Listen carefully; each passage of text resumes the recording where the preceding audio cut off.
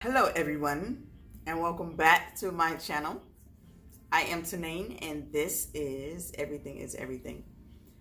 So on Sunday I promised that I would do a question and answer session in regards to the docuseries You Are Not Your Past. So a few of you asked me a couple questions in regards to my time on the inside and possibly my time on the outside. I'm not sure, but we're going to go ahead and dive into those now.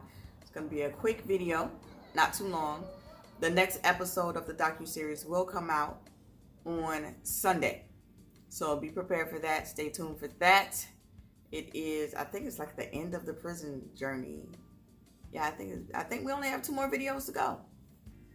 So the first question that I received was, were you scared? So I'm assuming they're asking if I was scared when I was going to prison or when I went to prison or when I was sentenced. I'm not sure, but I will try to address it all. I wasn't really scared of going to prison. I was disappointed in myself for going to prison, if that makes sense. While I was in prison, it wasn't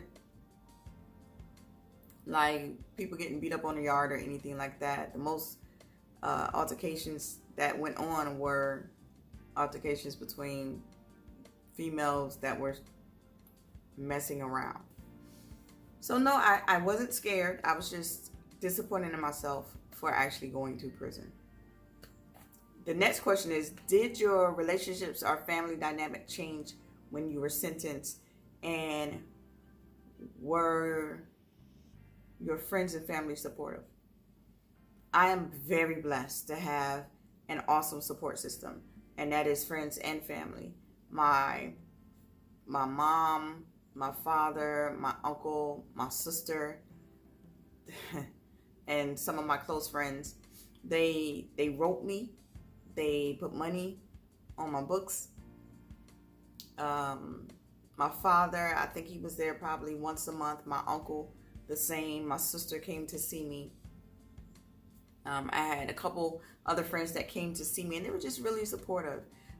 They really knew that I was a good person and that I made a mistake, and they just wanted to let me know that they were there for me, and they weren't going anywhere. So no, I didn't lose any friends. I did not lose any family when I was sentenced or when I was in prison. I did lose a girlfriend. And that's all I'm going to say about that. The next question, have you been able to maintain your relationship or your friendship with the LT? Unfortunately, once we are released from prison, they can no longer have contact with us if they are still employed by the Department of Corrections. And I'm pleased to say that LT, before we left, or before I left, she became a captain. So captain could not maintain a friendship with me. And she's on Facebook, but her page is private. So there's no way that I can shoot her a message. Now I am friends with the ex-correctional officer. Her and I are cool. We're tight. We actually spent some time together when I, went out of town, and she met up with me. Coolest cat ever. And I appreciate her. So good looking out. You know who you are.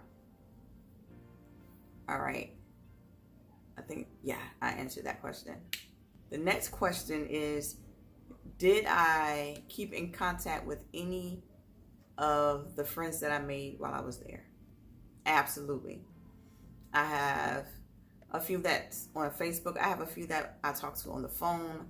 I have a few that we correspond through Messenger. Just we're still really, I wouldn't say we're the best of friends, but we're still really friendly. And they like to see me succeed. I like to see them succeed.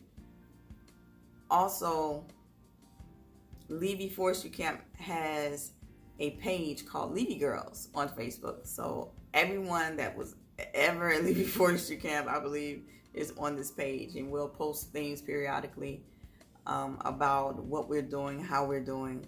So that's really and we support each other.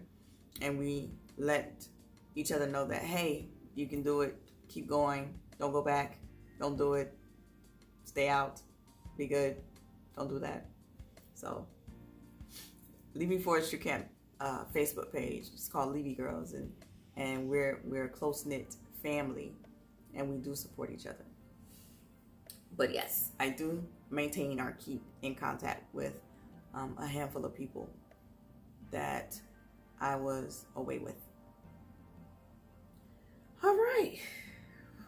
Oh, next question. I received this question that says that you've been home for 8 years. Why are you still so emotional?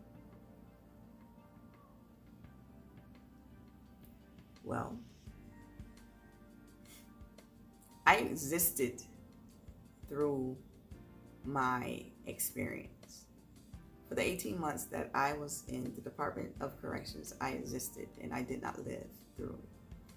So I took all my emotions and all my feelings that I was supposed to feel and supposed to go through during that time, and I put them in a little ball and I balled them up and I put them in my pocket.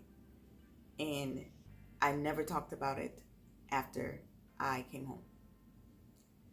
So with me going through this whole process of doing this docuseries, I am actually feeling everything that I should have felt 8-9 years ago. So that is why the emotions are coming out when I am talking about my time away. Yeah, I know. And with that said, so many of us have to learn how to live in the moment. And I'm not talking about being spontaneous or, acting up. I'm talking about living in the moment where you feel everything that's going on at that time. Because if you push those feelings aside, you will feel them later. You don't know when you're going to feel them, but eventually you will feel them. So when I was in prison, I did not feel. I did not want to feel. I didn't cry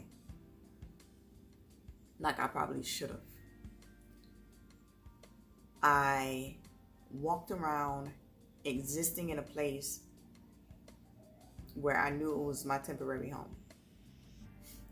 And I lived for my end date. I lived for my end of sentence date. I didn't live for every day that I was there.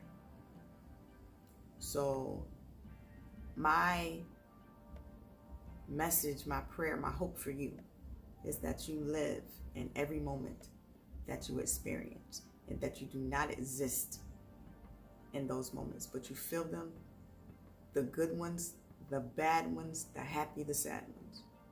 Feel all of it, because you never know when you will have to feel them. So that's my message. If you have any other questions in regards to my time away, please, please, please drop them in the comments below or shoot me an email and I will be sure to respond. Like I said, this was going to be a short video, just coming to you to answer some questions. The next episode is going to be on Sunday night, 8:00 p.m. Stay tuned. Thank you so much for tuning in and listening to me talk. You are appreciated.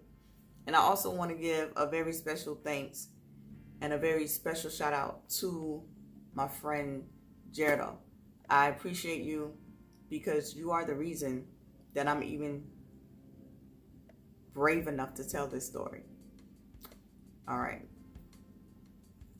Until next time, this is Everything is Everything. Like, share, subscribe. Laters. Whew.